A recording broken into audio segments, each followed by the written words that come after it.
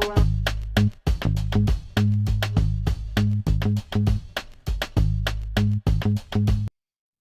everybody. Welcome to the Managing with Mind and Heart podcast. I am one of your hosts, Michael Nash, and with me is... Hello, everybody. Ethan Nash here. How's everybody doing?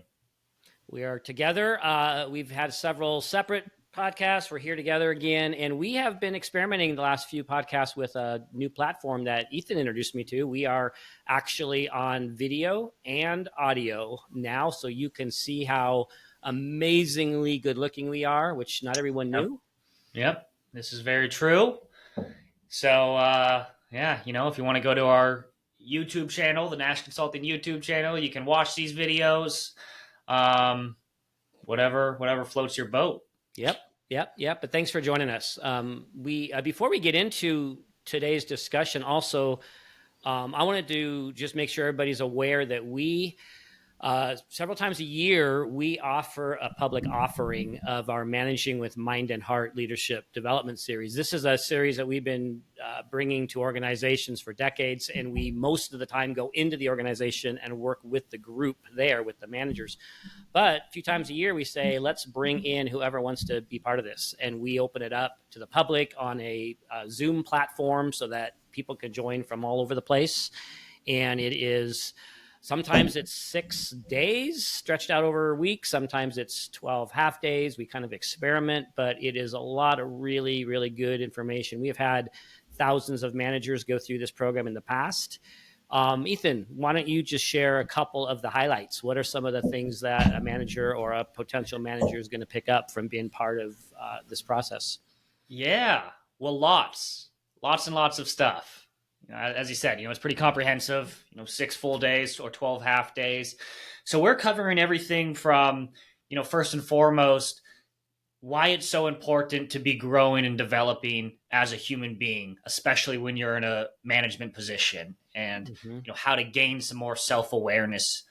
We work on a lot of EQ, emotional IQ skills, how to grow and develop in your EQ, some specific types of emotional intelligence skills, just like, let's just talk about how to listen well so people feel heard, how to receive feedback non-defensively so you can keep that channel of communication open, how to give feedback in a way that's clear and concise, but maintains the relationship with the other person and actually works to lower their defenses.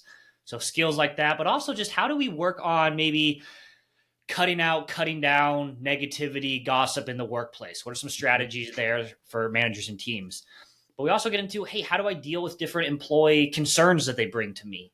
Or how do I run great one-on-one meetings? And what am I trying to do with those that are for, not only the employee's benefit, but the benefit of the entire group? How do I just run effective, dare I say, even enjoyable team meetings? How to help solve and work autonomy into people's jobs, how to sustain change. And, those are just a few of them. So a lot of practical stuff. Lots of good stuff. Yeah. Bottom line is, we want to build morale. We want to maintain morale. And this is just going to give you so many tools and skills for that. Now, we have a special offer for our podcast listeners. We have a code for you to plug in when you go to the website, and you're going to get not 11% off and not 19% off and not even 23% off, but you're going to get 24% off. 24. You heard that correctly. 24%, not 25. That'd be a little too much, a little too far. That's ridiculous. Come on. We're still a business here. 24% off. So yeah, again, go to our website, nashconsulting.com. You'll see a place to register for the next available workshop series here. And I'll give you a code to use at checkout to give you that 24% off. So at checkout, use the code Mind and Heart Pod. Once again, that is Mind and Heart Pod, all one word. And yeah, I hope to see you there. Yeah. Please join us. It's a lot of fun. So one of the things that, Ethan, you just mentioned as one of the topics in our Managing with Mind and Heart series is self-awareness. And we have had a lot of podcasts that have touched on self-awareness in many ways. We've talked about, for example, Johari's window, right? We've talked the idea that there's these 4 parts of ourselves. I'll just really briefly go through those. There's things about me, Mike Nash, that I know and you know. There's things about Mike Nash that I know and you don't know. So these are the private things. There's things about Mike Nash that I don't see and no one else sees either, right? It's all this, it's my unconscious, it's my hidden potential, lots of cool stuff there to maybe explore. And there's things about me that I don't see, but what, Ethan? That other people can see. Right. It's the impact that I have on others that I'm not aware of. And it's both those two last categories, right? The things that are unknown to me that are growth opportunities, right? As I begin to become more aware of what's going on inside of me, the way I show up, it's all about self-awareness. And there's one of our principles, probably one of our deepest principles, to be an effective manager, and I guess I should say to be a effective, happy human also, Yep. is we're growing in self-awareness. And I'll just throw out probably a pretty deep question for you and for us, Ethan, is why is that important? Why does it matter as a manager that I'm actually developing more self-awareness? Yeah. That is a deep question. And we could probably riff on that for hours, but we won't. So let me maybe answer that question by way of an example. So, I'm a manager, and say I'm driving to work in the morning, and actually even before I leave work, my kids are having a really hard morning. They're crying, they're whatever, they're sick. I barely got out of the door on time. I'm driving to work. Traffic's really bad. I'm starting to run late. Somebody's tailgating me, for God's sake, and it's just driving me nuts.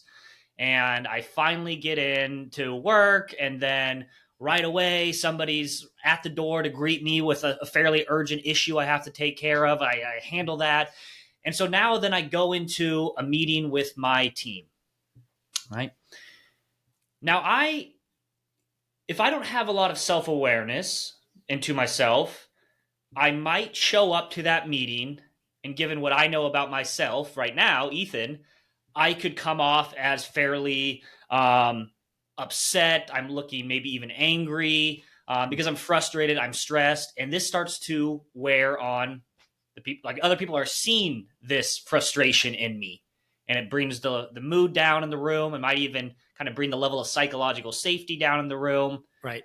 And then imagine this: you're in that meeting, you're one of my employees, and that morning you just got off the phone and got some really kind of sad news about a family member.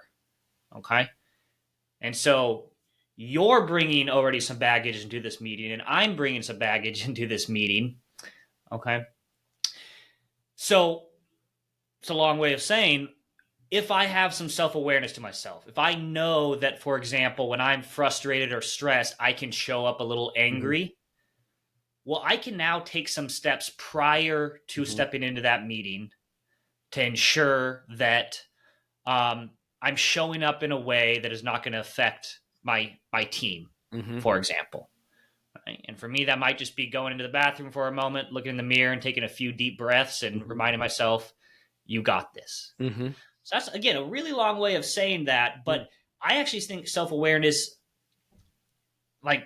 is the most important skill for a leader. Right. I would concur. That's really well put, and your example's fantastic. Real quickly, here's another example of that. Let's say that I am a person who has, I'll just use this kind of weird word, some woundedness around. I really have this need to be liked, right? Maybe I have some deficits in my sense of self, so I've gone through life needing to be liked, and if I'm not aware of that, if that's not something I'm observing and maybe managing, if it's just in the background and it's completely beneath my awareness, it's going to be acted upon at work, right? And I'm not going to know what's happening, but I'm going to be not making decisions that don't make people, I'm going to be always trying to make people happy, maybe. So I won't be making wise decisions, or I'll be maybe not giving corrective feedback when I should, and not holding people accountable, all sorts of things that might be happening. And I don't even know why I'm behaving these ways, but I'm negatively impacting the workplace because I don't know, right? What's going on inside. And so again, like you said, it's the most important skill. If I can be aware of that dynamic inside of me, that doesn't magically fix it, but I actually now get to be intentional and make some different decisions. Yeah, yeah. The awareness at least gives you the opportunity to make some adjustments, Right. right? And Right. it's the starting point for making adjustments, of Right. course. Right. And it is one of the core components of emotional IQ. So Right. one way that people have thought about emotional IQ is there's four different components. One being self-awareness, the second being self-management, Mm-hmm. the third being social awareness, the fourth being relationship management. So of course we're talking about the self-awareness, which is the Mm-hmm. precursor to the self-management. Right. And we talk about adaptive skills in a lot of our workshops as well, which is often what we're talking about is self-management. I gain awareness first, Mm-hmm. and now I can practice some specific skills to manage myself depending on where I'm at Right. mentally, emotionally, Right. so on and so Right. forth. Right. Yeah. Yeah, that's really good. And so, we've talked about both sort of long term and immediate self awareness, right? The long term self awareness might be more in the category of I have this general tendency to, need control or whatever it is, and I Mm-hmm. become aware of that and I begin working on that. But we also talk about in the moment, discovering what's happening for me right now, and you've got a couple tools on that. Like, why don't you share what are some ways that you, Ethan, become that you're able to become more aware of what's happening for you in the moment, and then move from there to maybe some self management? Yeah, good. So going from self awareness to self management. Yeah. Well, so go back to that example I Okay. gave. Crazy morning. I'm about to go into the meeting after all this stuff happened to me. A framework that you can use here is just something simple, and it's called the line.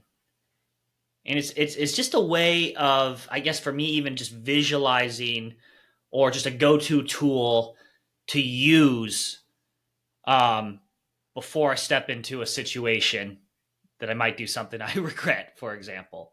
Now this tool, the line, it's not original. I didn't come up with it or anything. I actually found it in this book, the 15 Commitments of Conscious Leadership. Really excellent book here, but it's simple. It is checking in with myself. Am I below the line right now, or am I above the line? Now, if I am below the line, this is characterized by I'm kind of closed off, or I'm in a state of feeling defensive, or because of my emotional state, my primary commitment to going into this meeting is to be right. Right? Now, above the line, it's kind of the opposite. It's I'm open, I'm curious, I'm primarily committed to learning, just to give you an example. So it's nothing groundbreaking. It's not some, earth shattering model to give you here, but I use it as just like, where am I at right now? Am I above the line or below the line? Am I, is my uh, amygdala uh, firing right now, or am I calm? Hmm. And, there's nothing wrong with being below the line. There's Right. nothing wrong with that. What can lead you to trouble is being below the line and not having enough awareness to recognize you're below the line, and then going into a meeting or a hard conversation, or maybe you're having a one-on-one with someone where you have to work through some conflict. Not knowing is where you end up doing things that could potentially create some damage. And if you know you're below the line, then again, maybe we can talk about some strategies to get yourself into a place where that doesn't show up, or you can start to put yourself above the line. So I'll stop there. I'm droning on a bit, but No, you're saying some really great stuff there. That last thing you said, I want us to take a minute on that. It is most important that we recognize where we're at, and actually, I don't know what the word for this. Yeah, accept it. Like welcome it, even the way you said that was so important. There's nothing wrong with it. In fact, just noticing it and then not beating yourself up for it is key, right? This is where I'm at. If we Yeah. jump too quickly, I think I have to fix it, right? Right. Then I think we get in trouble. So taking that moment to be able to acknowledge, if I'm a human being, and this is where I'm at, and there's nothing wrong with feeling that way. I think that's really, really key before we move into then how do we, what do we do about it? Yeah. Yeah. Yeah. And I actually think, and I think this is something that they said in this book that I referred to, is that being below the line is actually our normal, almost default state, Hmm. and that's okay. Right? It's when our amygdala has been tripped and there's a perceived or imagined threat, right? Not a physical threat, but a threat to our identity, to our ego. I actually think a lot of us are walking around slightly below the line in a sense, especially when we're in a place like the workplace and the stakes are high. So again, I want to normalize it. There's nothing wrong with that, but it's about knowing. It's about Yes. knowing and make some choices. Yeah. Yeah. I think the sense that I'm not supposed to be there keeps us from noticing that we're there, right? We move into denial and we try to pretend we're not there, and then we can't really adjust. So that's really well put. So let me ask you: have you ever been below the line going into an interaction or a meeting or something like that? No, Conversation? Never. I've never been below the line in my entire life. You're enlightened. No, I live like 2 or 3 levels above the line at all times. Wow. Okay. Yeah. Yeah. Don't You're compare also yourself. Don't super compare yourself. self-aware. Yeah. No, I'm the most self-aware of anyone I've ever met, and so Okay. I know that's probably going to be intimidating for you to hear that. Yeah, it is intimidating. Well, let me put this to you then. Why don't you imagine you're somebody that is below the line going into a meeting? Right? Yeah, it's happened a lot. I've gone into trainings that I'm leading Mm-hmm. below the line, at times noticing it and aware, and at times not, and it's made a difference right there. Okay, and so say you're using this tool, this framework, above the line, below the line, and you pause, take a moment in your car, recognizing that you're below the line. When you have been there, what are some things that you can then do to not let that show up to a group you're here to serve, in a negative way? So how do we go from the self-awareness, which is I'm below the line, to now self-management? Okay, so can I clarify where you're going with this? Because you're talking about how do I self-manage, right? So I don't let that show up. Yeah. But you're not yet talking about how do I move myself up, right? It could be. I'm saying you've done the self-awareness piece. Okay. I am below the line right now. Okay. And so, but now you still have to interact with these people. Right. So what are you doing to self-manage? That could be bringing yourself up above the line. Okay. Or it could be, I got to recognize that I'm below the line and I'm not going to bring myself up above the line. But is there some other action steps that I can take in this moment so it's not showing up in a negative way? I like the way you frame that. That's really good. I would, for me, I'll just start, and I think my first attempts usually are about let's see if I can get myself above the line, but there's a point there where that can not succeed. You're right. And then I forget to self-manage. So I think it's real important that we give this. Let's raise ourselves. Let's give it some time, but let's not make that the only part of the journey, which I think is what you're getting at. But yeah, I'd start with what can I do to kind of refocus or kind of readjust. Maybe for me, sometimes it's working on some self-compassion. It's usually around awareness and accepting that I'm feeling that way. And like you said, being okay with that and giving myself grace and permission to feel that way. Sometimes that alone can raise me up. And what does self-compassion look like and sound like to you, like in your mind personally? In that case, it would be maybe I'm below the line because I'm feeling like I have the imposter syndrome today. Maybe I'm not feeling competent. Maybe I'm feeling afraid of something. So self-compassion would be some way of meeting myself where I'm at and giving myself what I need. Right? Telling myself the truth about myself, reminding myself about some great things about who I am, right? So maybe some of those sorts of exercises to help me kind of see what I call the truth about Yeah. who I am, right? So yeah, it'd be maybe some of those sorts of things. Maybe it's about assuring myself that things are going to be okay. Maybe getting out of that weird zone I can get in where, oh my gosh, things aren't going to go well, and the worst case scenario is going to happen, and talking myself down a little bit. So I think some of those first things I might do is around trying to change where I'm at first. And then how about you? I mean, on that piece there, what do you do to kind of adjust? Yeah. Yeah. I'm recognizing I'm below the line. I mean, I think a simple, easy, super accessible tool is just what you already have right here, which is your breath.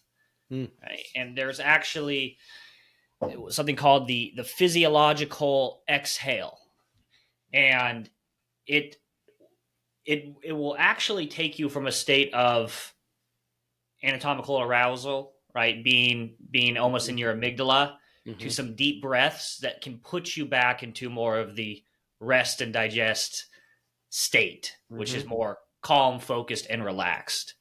And so all it is just taking a deep inhale through your nose,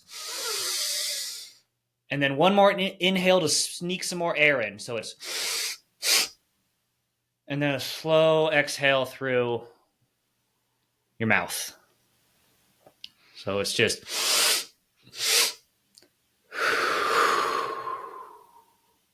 I so feel again, that. you're kind of sneaking in a little more air there. You're letting it out, and just doing 3 or 4 of that. I mean, when they've actually wired people up to look at their brains and what's going on with them, it is bringing people from arousal to calm. So Nice. super accessible tool. In fact, if you see a child crying or something, they'll do that naturally. They'll be crying. Mm.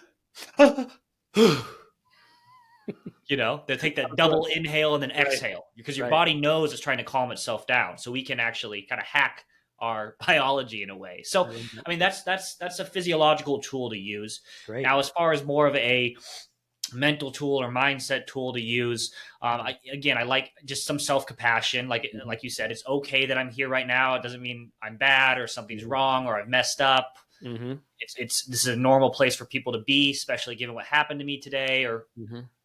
yada yada. um, but then I guess I come back to this point. This goes to self-management, which is, okay, maybe I'm not going to come in above the line totally, Right.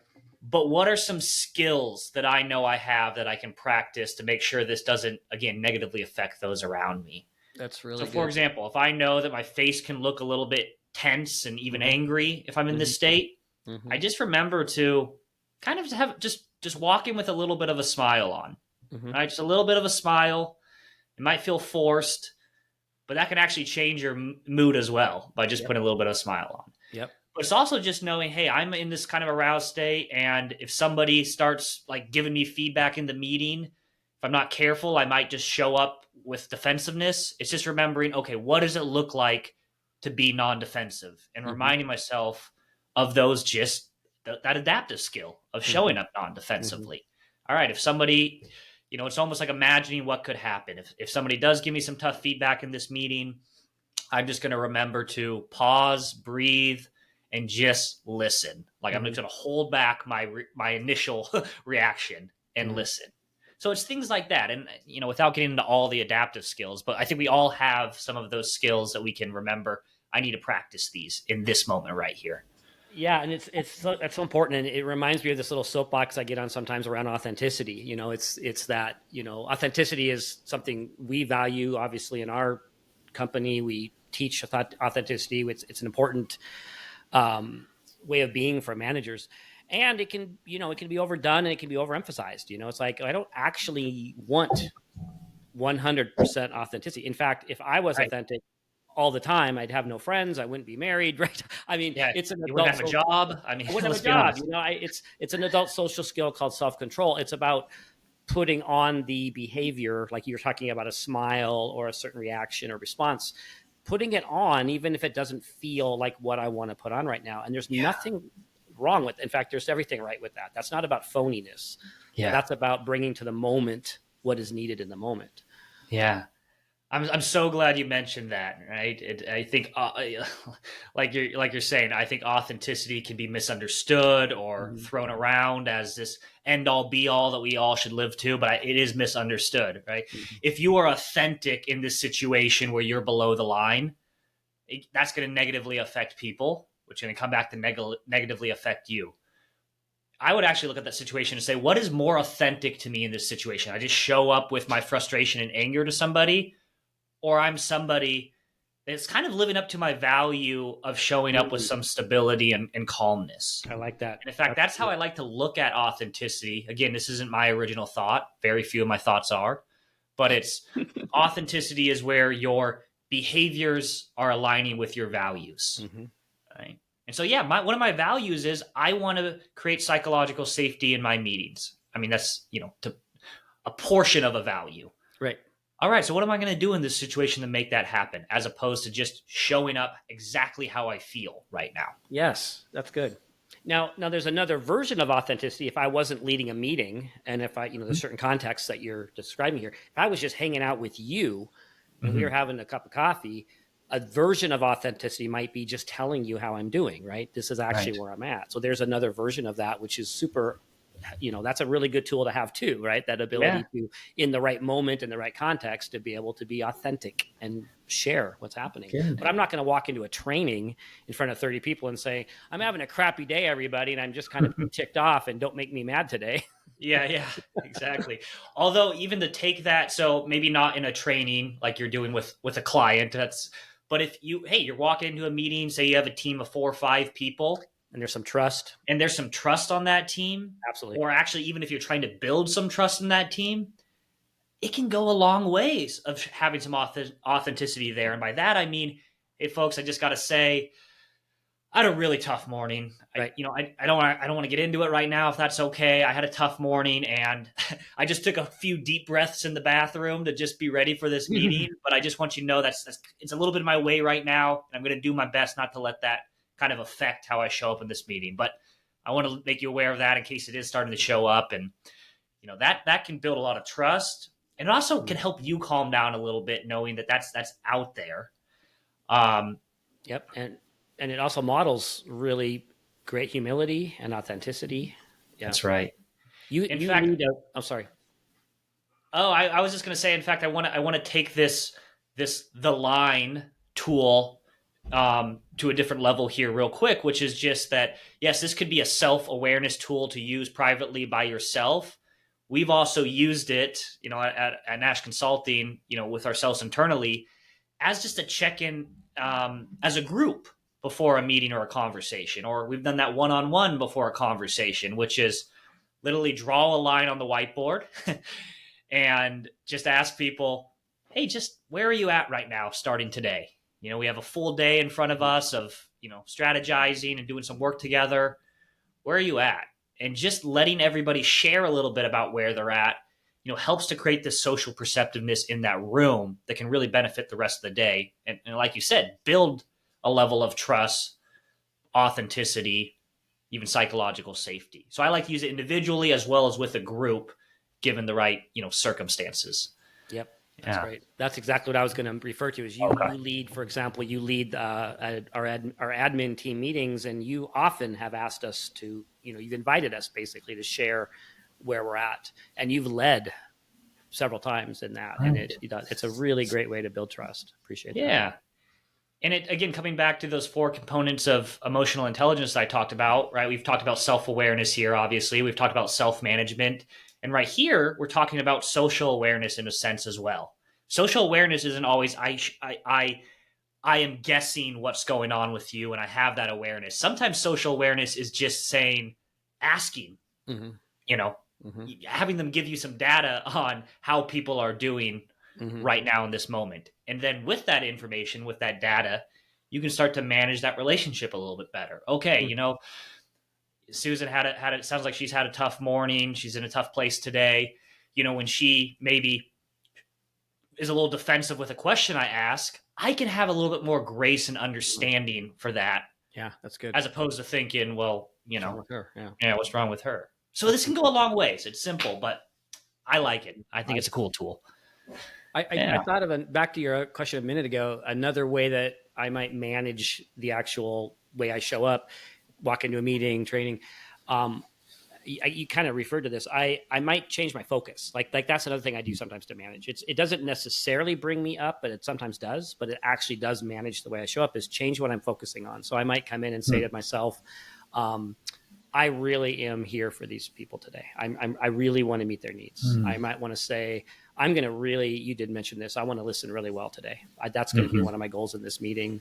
Or I really want these people to experience some empowerment and some autonomy today. How can we, so just kind of changing what I'm focused on will sometimes do both of those things. It'll change the way I show up, but it'll also change where I'm at. That's really cool. It's really cool. Yeah. Well said. Yeah. Well said. You too. Good stuff. This was fun. Yeah. Good topic. Yeah. Anything else you want to add here before we wrap up? How are you doing right now? Where are you at in your, line? Above the line or below the line? Yeah. I'm feeling above the line today. I'm feeling,